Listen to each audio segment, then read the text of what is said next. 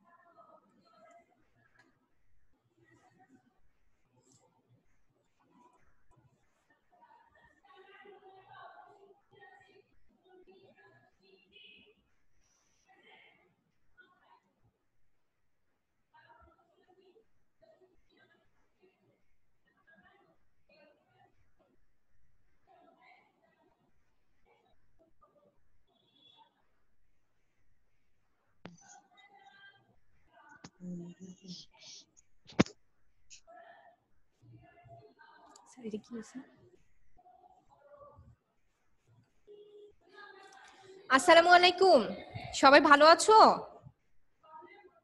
আলহামদুলিল্লাহ মিস, ভালো আছি। আপনি কেমন আছেন? আলহামদুলিল্লাহ, আমিও ভালো আছি। গত ক্লাসে আমরা কি করছিলাম তোমাদের কি মনে আছে?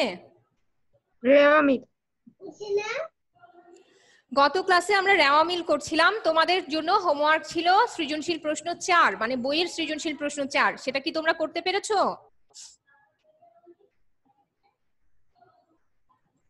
নাকি কোনো সমস্যা আছে?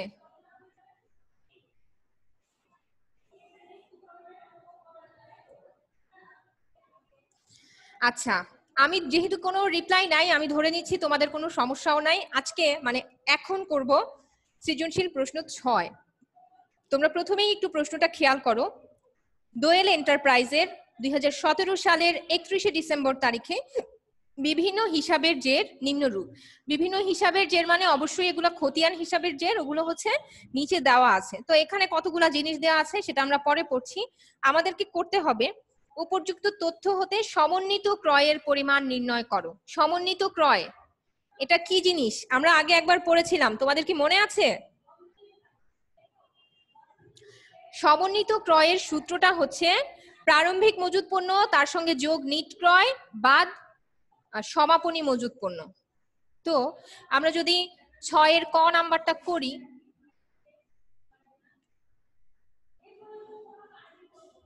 সমন্বিত ক্রয়ের পরিমাণ নির্ণয় আমরা সূত্রের মতো পাশাপাশি লিখেও করতে পারি, কিন্তু এখানে আমাদের শুধুমাত্র ক্রয় না, বের করতে হবে নিট ক্রয়। আর নিট ক্রয় বের করার সুবিধার জন্য আমরা যদি এটাকে ছক আকারে করি সেটাই বেশি ইফেক্টিভ হবে। তো বক্স করেই সেজন্য অঙ্কটা করি।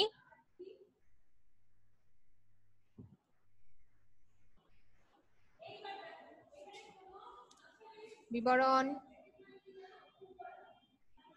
টাকা, ওকে, আরেকটা টাকার ঘর। প্রথমে লেখার কথা ছিল প্রারম্ভিক মজুত পণ্য। এই রেওয়া মিলের প্রারম্ভিক মজুত পণ্য কত?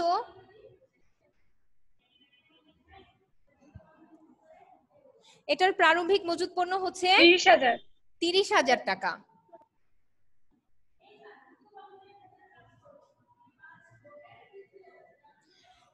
তার সঙ্গে যোগ করার কথা নিট ক্রয়, তো যোগ ক্রয়। আচ্ছা, কিন্তু কথা হচ্ছে এখানে নিট ক্রয় লিখতে পারবো না, কারণ এই অঙ্কে একটা ক্রয় ফেরত আছে। এই অঙ্কের ক্ষেত্রে ক্রয় হচ্ছে 2,54,000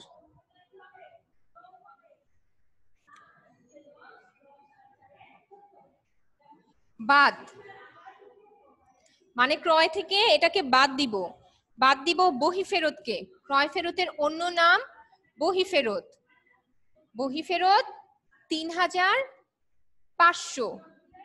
2,54,000 থেকে 3,500 চলে গেলে থাকে 2,50,500।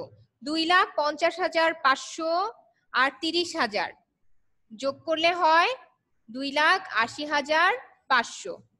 তার থেকে সূত্র অনুযায়ী বাদ দেওয়ার কথা সমাপনী মজুত পণ্য। এই অঙ্কের সমাপনী মজুত পণ্য হচ্ছে 15,500।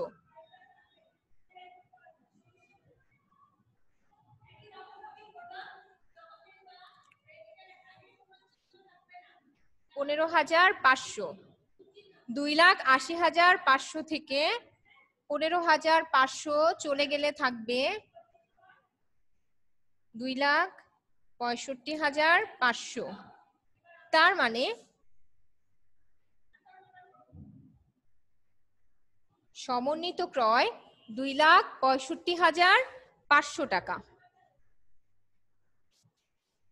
সূত্র অনুযায়ী প্রারম্ভিক মজুত পণ্যের সঙ্গে ক্রয়কে যোগ করব, সমাপনী মজুত পণ্যকে বাদ দিব। সূত্র মতো না করে এটাকে বেসিক্যালি তাই করেছি ছকের মধ্যে।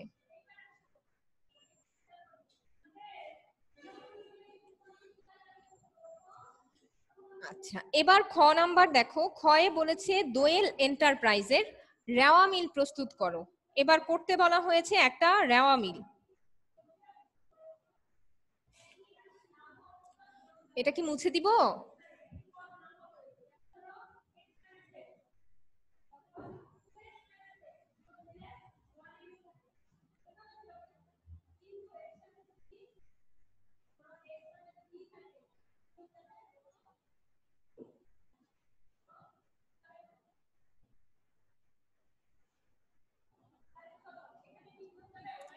ছয়ের খ করি। দোয়েল এন্টারপ্রাইজ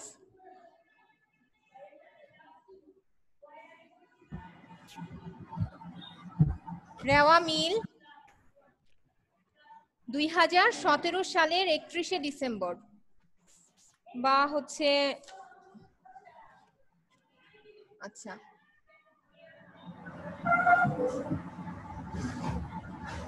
31শে ডিসেম্বর 2017। এবার রেওয়া মিলের ঘরটা করি।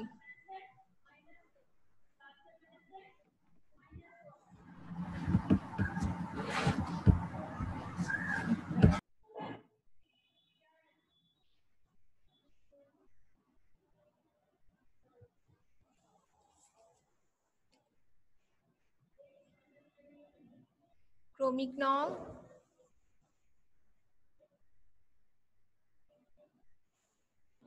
হিসাবের নাম, খতিয়ান পৃষ্ঠা,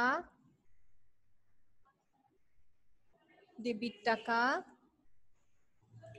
ক্রেডিট টাকা। যারা বাসা থেকে ক্লাস করতেছেন একটু নিজেরা ক্যালকুলেটর নিয়ে বসেন। আমি আজকে ক্যালকুলেটর আনি নাই। তো এই অঙ্কের ক্ষেত্রে প্রথম হচ্ছে মূলধন। মূলধন কি? ক্রেডিট। মূলধন ক্রেডিট। মূলধন হচ্ছে 1,90,000 টাকা। তারপর আছে নগদ তহবিল। প্রারম্ভিক সমাপনী কিছুই বলা নাই, তার মানে এই নগদ তহবিল আসবে।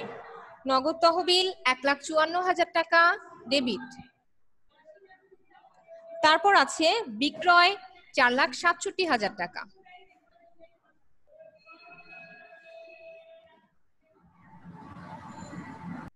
বিক্রয় 4,67,000 টাকা, সেটা ক্রেডিট। উত্তোলন 15,300 টাকা ডেবিট।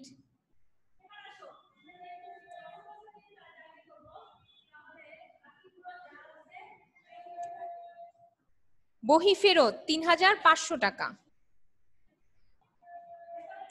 বহি ফেরত মানে হচ্ছে ক্রয় ফেরত, সেটা ক্রেডিট। অগ্রিম প্রাপ্ত বাড়ি ভাড়া। আমরা জানি আয় যদি অগ্রিম হয় তাহলে সেটা দায়, আর দায় মানে ক্রেডিট। অগ্রিম প্রাপ্ত বাড়ি ভাড়া হচ্ছে 8,000 টাকা। অগ্রিম বীমা। বীমা আমাদের খরচ, ব্যয় এমনিতেও ডেবিট, আর ব্যয় যদি অগ্রিম হয় সেটা সম্পদ, তাই সেটা ডেবিট।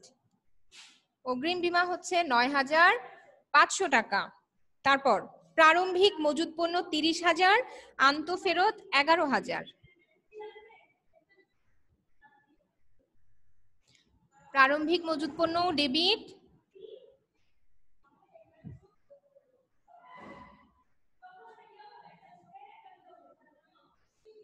আনতো ফেরত, সেটাও ডেবিট। বন্ধকি ঋণ 1 লাখ টাকা,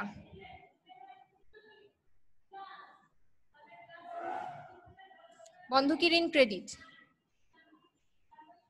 আচ্ছা, ক্রয় 2,54,000 টাকা, ডেবিট। প্রাপ্য হিসাব 3,62,000 টাকা, প্রাপ্য হিসাবও ডেবিট। তারপর ভবিষ্যৎ তহবিল 60,000 টাকা, যে কোনো ধরনের তহবিল বা সঞ্চিতি এগুলো হচ্ছে ক্রেডিট।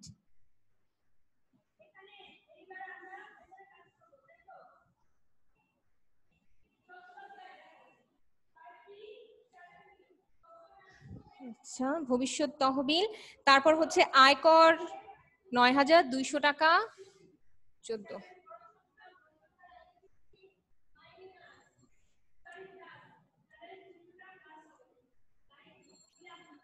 আয়কর ডেবিট 9,200।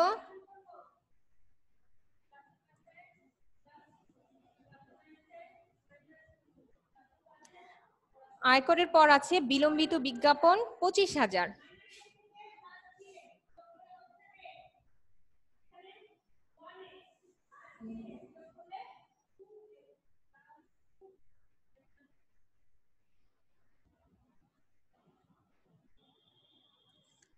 বিলম্বিত বিজ্ঞাপন ও ডেবিট 25,000।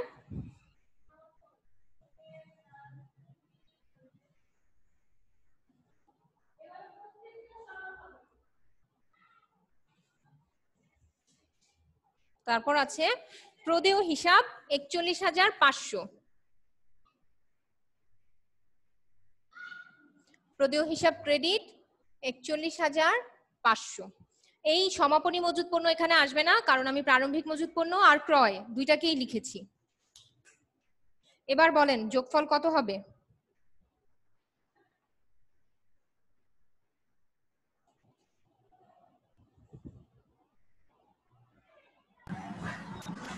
ডেবিটের ঘরে 8,70,000। ক্রেডিটের ঘরে তো তাই হওয়ার কথা। তাই হবে। যোগ করে বলো।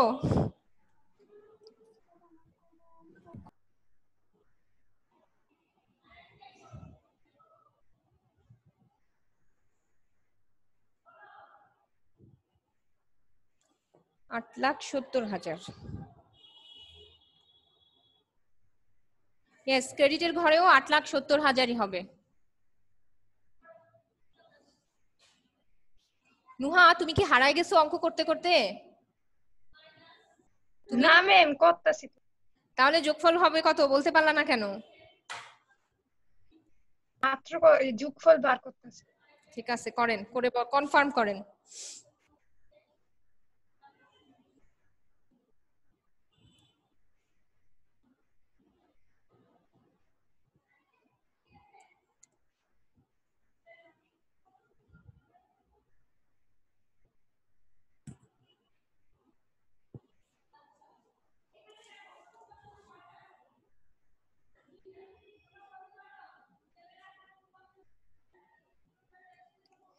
আচ্ছা, এবার গ নাম্বার প্রশ্ন দেখো। এতক্ষণ আমরা করছিলাম খ নাম্বার। খয়ে ছিল রেওয়া মিল, আর গয়ে হচ্ছে দোয়েল এন্টারপ্রাইজের মালিকানা সত্ত্ব নির্ণয় করো। মূলত এই অংশটার জন্যই আমি 6 নাম্বার অঙ্কটা তোমাদেরকে করে দিচ্ছি, কারণ আগে যতগুলো অংশ করেছি সেখানে মালিকানা সত্ত্ব নির্ণয়ের অংশটা কখনো আসে নাই। তাই কিভাবে মালিকানা সত্ত্ব নির্ণয় করতে হয় সেটা দেখানোর জন্য 6 নাম্বার অঙ্কটা করেছি।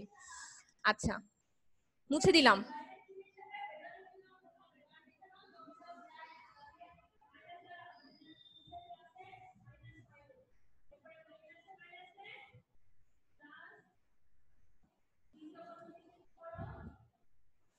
আমরা এবার করব গ নাম্বার, সেটা হচ্ছে দোয়েল এন্টারপ্রাইজের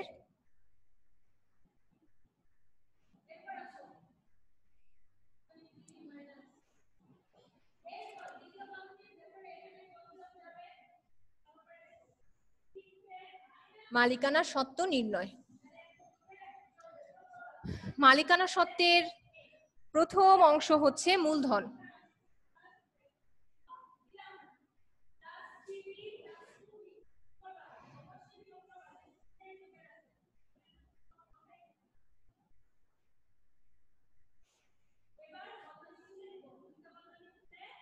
আচ্ছা, মালিকানা সত্ত্বের প্রথম অংশ হচ্ছে মূলধন। এই অঙ্কের মূলধন হচ্ছে 1,90,000 টাকা। আচ্ছা, আমরা এই মূলধনটা যেটা পেয়েছিলাম তার সঙ্গে যোগ করতে হবে আয়গুলা। আয় মালিকানা সত্ত্বের পরিমাণকে বাড়ায়। তো এখানে আয় আছে কোনগুলা? আয় হচ্ছে বিক্রয়, মানে ব্যবসা প্রতিষ্ঠানের আয়ের সবচেয়ে বড় উৎস হচ্ছে বিক্রয়। বিক্রয়ের মাধ্যমেই মুনাফা অর্জন করা হয়। আর মুনাফা তো মালিকানা সত্ত্বেরই অংশ। এই অঙ্কের বিক্রয় হচ্ছে 4,67,000 টাকা, কিন্তু একটা বিক্রয় ফেরত আছে।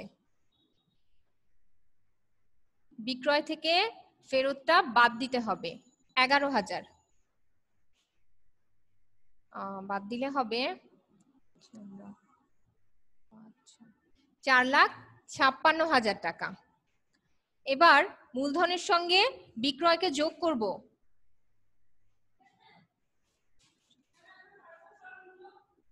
দুইটা যোগ করলে হবে 6,46,000 টাকা।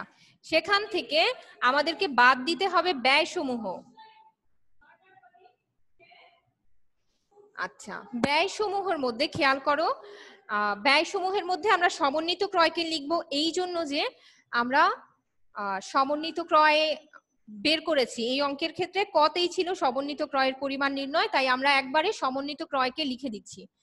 আচ্ছা, সমন্বিত ক্রয়ের মধ্যে ছিল প্রারম্ভিক মজুত পণ্য আর ক্রয়ের যোগফল থেকে সমাপনী মজুত পণ্যকে বাদ দিয়েছি। তোমরা যখন পরে, মানে পরের চ্যাপ্টারে আছে আর্থিক অবস্থার বিবরণী, সেটা যখন করবা তখন দেখবা আমরা যখন আর্থিক অবস্থার বিবরণী করব সেখানে সম্পদ পাশে সমাপনী মজুত পণ্যকে লিখব। তার মানে সমাপনী মজুত পণ্য মূলধনের অংশ থেকে বাদ যাবে।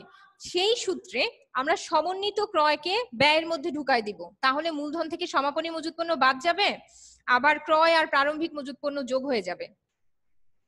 আচ্ছা, সমন্বিত ক্রয় ছিল কত ছিল নুহা? এই মেয়েটা কি ক্লাসে নাই? সমন্বিত ক্রয় ছিল 2,65,000। 1,65,500। 1,65,500? জি মিস। নাকি 2,65,500? না মিস, 1 লাখ।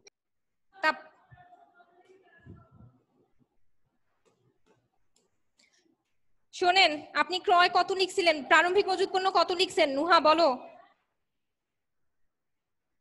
30,000। 30,000। ক্রয় কত? 2,54,000। 2,54,000। তার থেকে বাদ যাবে বহি ফেরত 3,500, আর বাদ যাবে সমাপনী মজুত পণ্য। সমাপনী মজুত পণ্য 15,500, বাদ গেলে হয় 2,65,000। সবই ভুল আপনার, সবই ভুল। 2,65,000 ছিল সমন্বিত ক্রয়। আচ্ছা, 6,46,000 থেকে 2,65,000 বাদ গেলে থাকবে 3,81,000 টাকা। আচ্ছা, এর থেকে বাদ যাবে উত্তোলন সমূহ।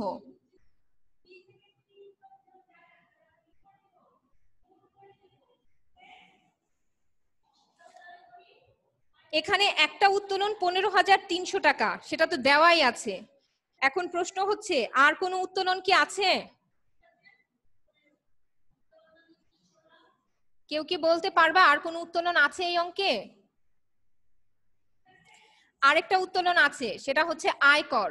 মালিকের যেই খরচটাই তুমি বহন করো না কেন, সেটাই হচ্ছে এক ধরনের উত্তোলন। আয়কর হচ্ছে 9,200 টাকা।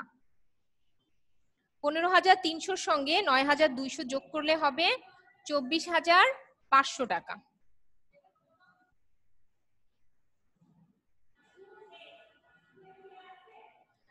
আর 3,81,000 থেকে 24,500 গেলে থাকবে 3,56,000 500 টাকা। নিজেরা 1 মিনিটের মধ্যে তোলা শেষ করেন, তারপর বলতেছি।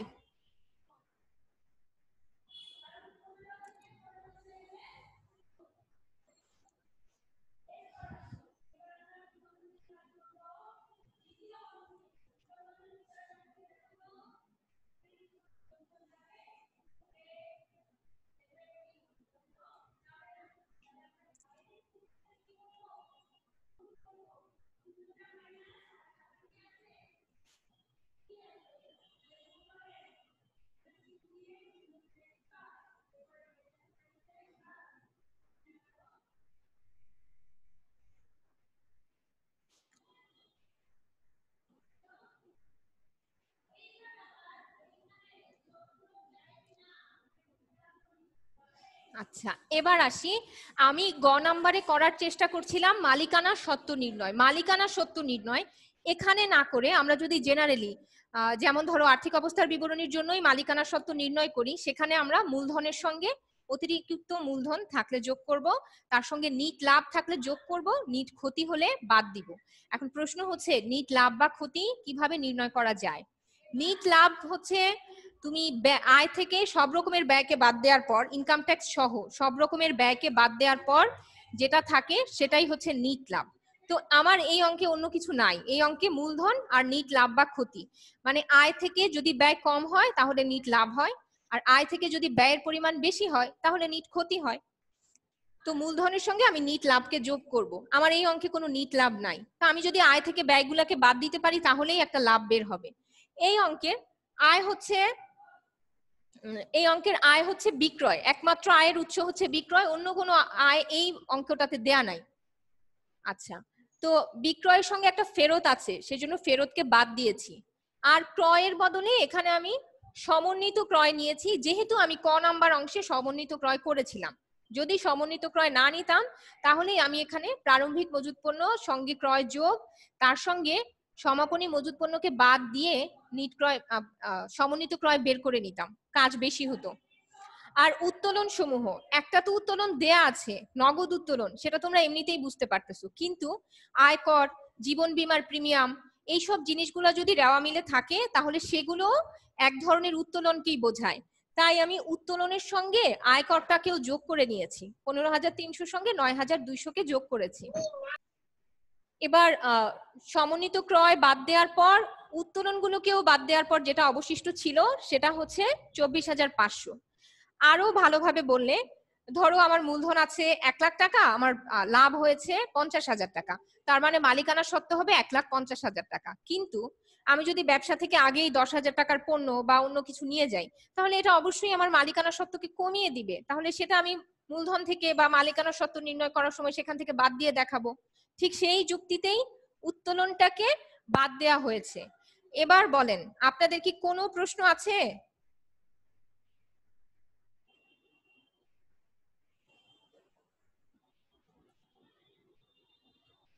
ওকে, তোমাদের যদি এই অঙ্কে কোনো প্রশ্ন না থাকে আর এটা যদি তোলা শেষ হয়ে গিয়ে থাকে তাহলে আপনাদের জন্য সৃজনশীল 5 তো হোমওয়ার্ক থাকবে, এর সঙ্গে আমি অন্য একটা রেওয়া মিল দিচ্ছি হোমওয়ার্ক করার জন্য। সেই প্রশ্নটা তুলে নাও। বোর্ড কি মুছবো? মিস। ওকে, জি মিস।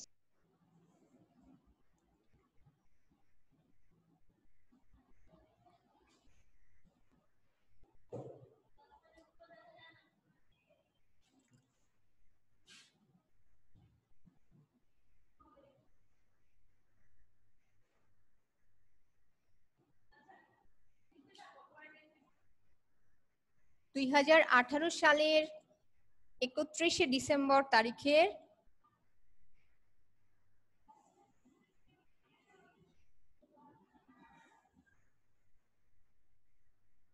খতিয়ান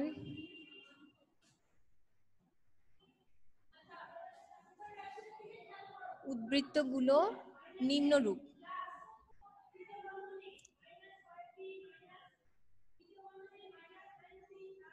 সঞ্চয়পত্র 50,000, মর্টগেজ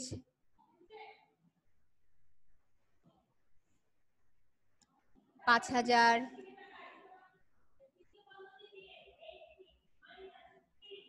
জাহাজ ভাড়া ৬,০০০। আচ্ছা, একটা ভুল, সব কিছুর সঙ্গে টাকা হবে।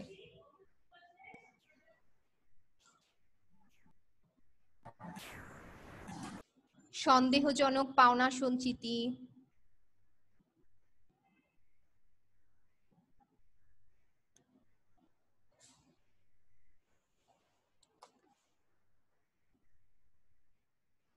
১০,০০০ টাকা। দেনাদার ৬,০০০ টাকা।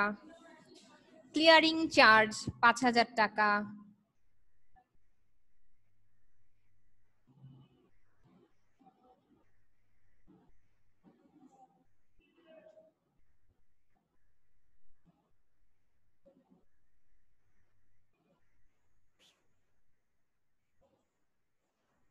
বকেয়া রয়্যালিটি ৭,০০০ টাকা।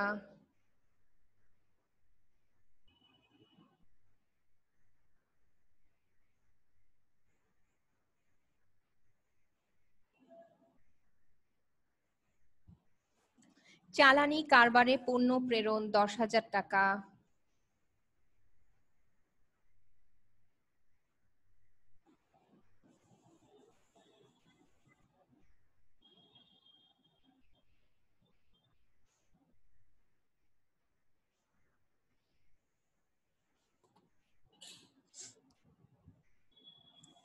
ডিবেঞ্চার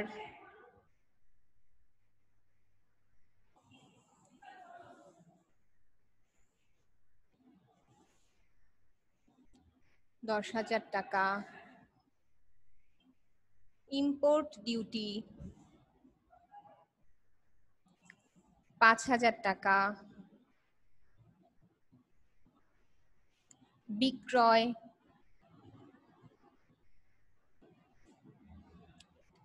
১৫,০০০ টাকা।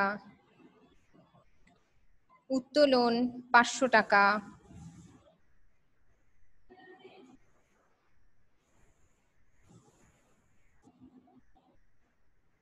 আয়কর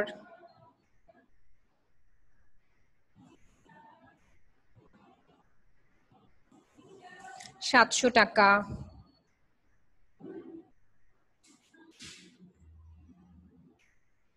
মূলধন ৩৮,২০০ টাকা। ভাড়া ২,০০০ টাকা। তোমাদের কাজ হচ্ছে শুধুমাত্র রেওয়া মিল তৈরি করা।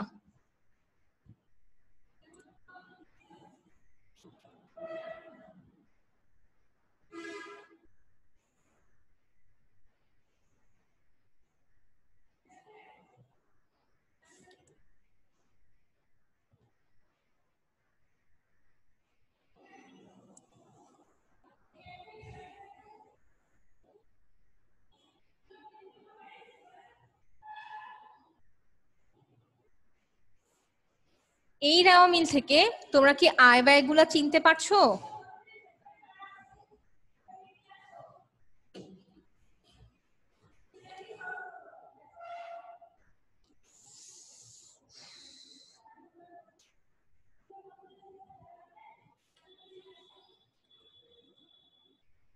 আপনাদের কি তোলা শেষ?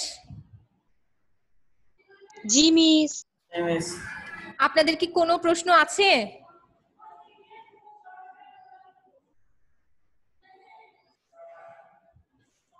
মিস সন্দেহজনক পাওনা সঞ্চিতিটা কি হবে? ওটা হচ্ছে কুরিন সঞ্চিতি। কুরিন সঞ্চিতি ক্রেডিট, এটা তাই হবে।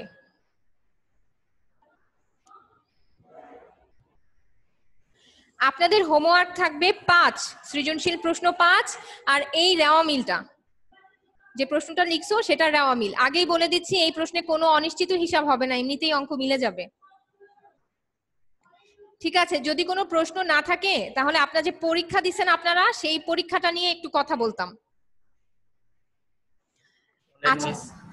আজকে মানে আমি প্রশ্ন নিয়ে আসছি, তোমাদের হয়তো মনে আছে যারা পরীক্ষা দিছো, যেখানে আজকে যারা ক্লাসে আসছো সবাই পরীক্ষা দিছো। তোমাদের প্রথম অংশটা ছিল ক বিভাগ, সেটা একটা বাধ্যতামূলক অংশ, আর জাবেদা থেকে এই প্রশ্ন দুইটা করা হয়েছিল। আচ্ছা, প্রথম প্রশ্নে একটা ভুল ছিল, সেটা হচ্ছে 8 তারিখের যে লেনদেনটা দেয়া ছিল, রতন স্টোরসের নিকট থেকে প্রতি পাউন্ড 200 টাকা দরে, রতন স্টোরসের নিকট প্রতি পাউন্ড 200 টাকা দরে 500 পাউন্ড চা ক্রয়। আসলে এটা হতো রতন স্টোরসের নিকট প্রতি পাউন্ড 200 টাকা দরে 500 পাউন্ড চা বিক্রয়। আচ্ছা, এখন যারা বিক্রয় ধরে, মানে সেন্টেন্সটা যেভাবে আসছে তাতে এটাকে বিক্রয়ই বোঝাচ্ছে। যারা বিক্রয় ধরে অঙ্ক করেছো আমি তাদেরকেও নাম্বার দিয়েছি, যারা ক্রয় ধরে অঙ্কটা করেছো আমি নাম্বারটা তাদেরকেও দিয়েছি। যেহেতু প্রশ্নে একটা ভুল ছিল, সেক্ষেত্রে আপনারা ক্রয় বা বিক্রয় যাই ধরেন, অঙ্ক যদি ঠিকমতো করে থাকেন তাহলে সবাইকেই নাম্বার দিয়েছি। আচ্ছা, এরপর আসেন 2 তারিখে যেই অঙ্কটা ছিল, দেনাদারের নিকট হতে চেক প্রাপ্তি যা সঙ্গে সঙ্গে ব্যাংকে জমা দান। এটা কি হতো? ব্যাংক হিসাব ডেবিট, দেনাদার হিসাব ক্রেডিট।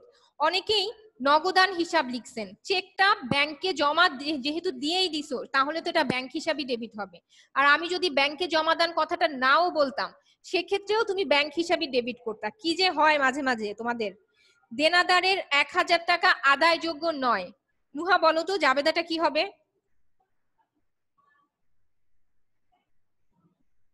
মিস পারি না। আচ্ছা, জাবেদাটা হতো অনাদায়ী দেনা হিসাব ডেবিট, দেনাদার হিসাব ক্রেডিট। আমি যখন বলেছি দেনাদারের কাছ থেকে 1000 টাকা আদায়যোগ্য নয়, তার মানে আমি দেনাদারকে 1000 টাকা কমিয়ে দিব। দেনাদার নিজে ডেবিট, সে কমলে তো ক্রেডিট হবে, তাই দেনাদার হিসাব ক্রেডিট। আর যেহেতু অনাদায়ী দেনা আমার খরচ, তাই অনাদায়ী দেনা হিসাব ডেবিট। বিনিয়োগের সুদ আদায় হলো, জাবেদাটা হতো নগদান হিসাব ডেবিট, বিনিয়োগের সুদ হিসাব ক্রেডিট। অনেকে লিখছেন বিনিয়োগ হিসাব ডেবিট। অনাদায়ী কমিশন অনাদায়ী 600 টাকা, এটা হচ্ছে আমার আয় কিন্তু আমি এখনো পাই নাই, তাই নগদান হিসাব হওয়ার কোনো সুযোগ নাই। প্রাপ্য কমিশন হিসাব ডেবিট, কমিশন আয় হিসাব ক্রেডিট বা কমিশন হিসাব ক্রেডিট। যে লিখছেন প্রাপ্য কমিশন বা অনাদায়ী কমিশন যেভাবেই লিখছেন সেভাবেই ঠিক আছে।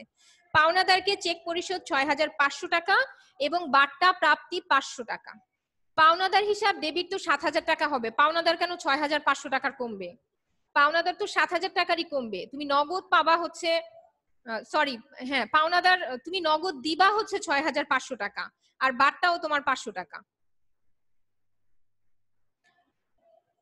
এরপরে আপনারা যে অঙ্কটা দেখে করেন তার একটা প্রমাণ হচ্ছে 3 নাম্বার অঙ্কটা। 3 নাম্বার অঙ্কে 10 তারিখের যে লেনদেন সেটা ছিল জাফর ব্রাদার্সের নিকট হতে প্রতি লিটার, সরি 1 তারিখের লেনদেনেই বোধ হয়, দেখে নেই একটু।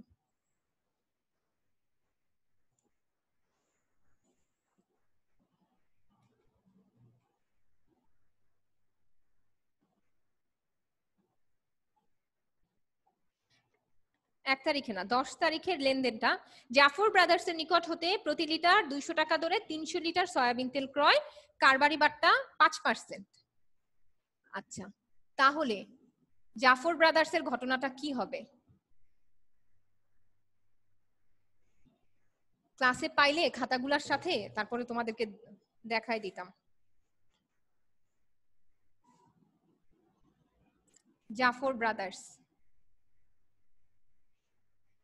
ওদের হচ্ছে এক্স্যাক্টলি লেখার কথা তোমাদের এইভাবে, 300 বিয়োগ 200 গুণ 300 গুণ 5%,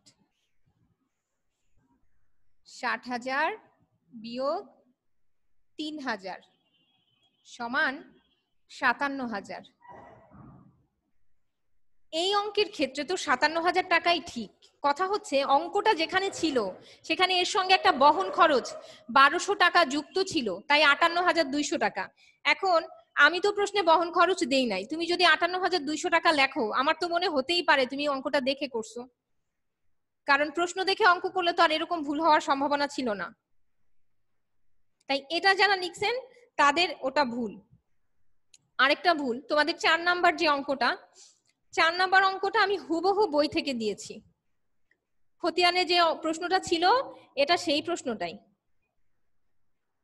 কিন্তু খতিয়ানের সঙ্গে দুইটা গন্ডগোল। একটা হচ্ছে তোমাদের এখানে 15 তারিখে ছিল বেতন হিসাব, আমি সেটাকে লিখেছি আসবাবপত্র হিসাব, আর এদিকে বিক্রয় হিসাবকে লিখেছি দেনাদার হিসাব, এই দুইটা মোটামুটি সবাই গুলায় ফেলছেন। আপনারা সেই দেনাদারকে বিক্রয় হিসাব লিখে সুন্দর করে আমাকে অঙ্কটা করে দিচ্ছেন। স্বাভাবিকভাবেই যখন জাবেদা করছেন সেখানেও 1 নাম্বার কাটা, যখন খতিয়ান করছেন সেখানেও 1 নাম্বার কাটা।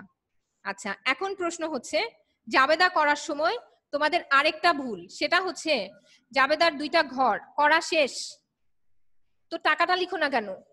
2টা জাবেদা করছো 2টাই, বাট জাবেদার যোগফলটা তো লিখবা, সেই যোগফলটা অনেকেই লিখো নাই। ক্লোজ করছো পেন্সিল দিয়ে, পেন্সিল দিয়ে না, যে কলম দিয়ে লিখছেন সেই কলম দিয়েই ক্লোজ করতে হবে। খতিয়ান করছেন, খতিয়ান ঘর অঙ্ক এখানে শেষ, বাস স্পেস খালি। কেন আমি এখানে বক্সটা কেন শেষ করব না? শিফাত, অ্যাকাউন্টিং খাতায় কেন মার্জিন করছো? অ্যাকাউন্টিং খাতায় কি মার্জিন করার কথা? এইগুলা ছিল আপনাদের সিলি মিস্টেক। 5 তারিখে যেটা ছিল নগদান বই, সেখানেও লেনদেনগুলোকে জাবেদাভুক্ত করার কথা বলা হয়েছে। নগদান বইয়ের হেডিং নাই, 2 ঘরা নগদান বই, 3 ঘরা নগদান বই, সেটা আমি অঙ্ক দেখার পর বুঝতে পারি। কেন আপনি প্রশ্নের উপরে কেন লিখবেন না যেটা 1 ঘরা নগদান বই, এটা 2 ঘরা নগদান বই? একটা কিছু তো লিখতে হবে।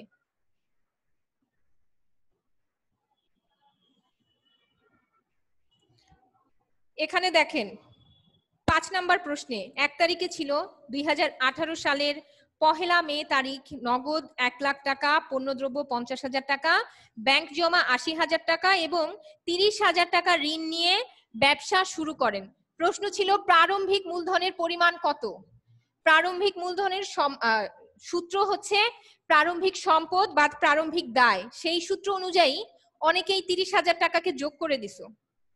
30,000 টাকাকে তুমি যোগ করতে পারো, কিন্তু তাহলে একবার বিয়োগও দিতে হবে।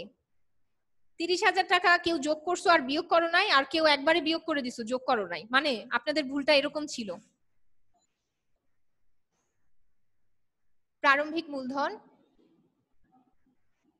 সমান হচ্ছে প্রারম্ভিক সম্পদ মাইনাস প্রারম্ভিক দায়।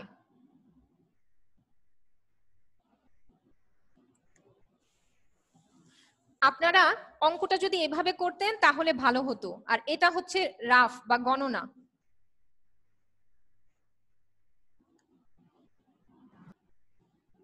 প্রারম্ভিক সম্পদের মধ্যে ছিল নগদ 1 লাখ টাকা,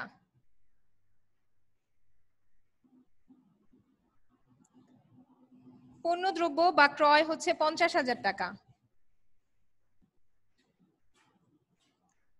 ব্যাংক জমা 80,000 টাকা,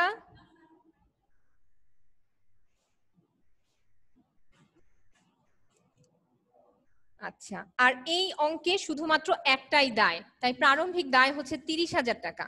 1,50,000, 2,30,000, 2,30,000 টাকা তুমি একবারে লিখে দিতে পারো, সেটা ভুল না, সেটা ঠিক, কোনো সমস্যা নাই। মানে আমি ঋণটাকে পুরোপুরি স্কিপ করলাম, এটা ভুল হবে না। আর যদি লিখতেই চাও তাহলে এটা কিন্তু জেনারেল ঋণ, 30,000 টাকা ঋণ নিয়ে ব্যবসা আরম্ভ করেন, আমি কিন্তু ব্যাংক ঋণ শব্দটা ব্যবহার করি নাই। তাহলে তুমি নগদের সঙ্গে 30,000 যোগ করে দেখাও, এখানে লেখো 1,30,000, তাহলে এটা হবে 2,60,000। এখানে লেখার সময় লিখবা 2,60,000 বিয়োগ 30,000, 2,30,000 টাকা। আপনার ইচ্ছা হলো যেভাবে খুশি 2,30,000 টাকা দিয়ে দিলেন, তাহলেও তো অঙ্কটা হবে না, নিয়ম মতো তো হতে হবে নাকি? আগামী ক্লাস থেকে যখন আপনারা ক্লাস করতে বসবেন তখন দয়া করে একটু প্রশ্নটা নিয়ে বসবেন, বাকি প্রশ্নগুলোর সমাধান আগামী ক্লাসে আপনাদেরকে দিব। আর আগামী ক্লাস থেকে আপনাদের যদি কোনো প্রশ্ন না থাকে তাহলে আমি নতুন চ্যাপ্টার করানো শুরু করব। এখন কি কেউ কিছু বলবা? ঠিক আছে, আপনাদের যদি কোনো বক্তব্য নাই তাহলে আজকের ক্লাস এখানেই শেষ করছি। বা সবাই বাড়ির কাজগুলো করবা, ভালো থাকবা।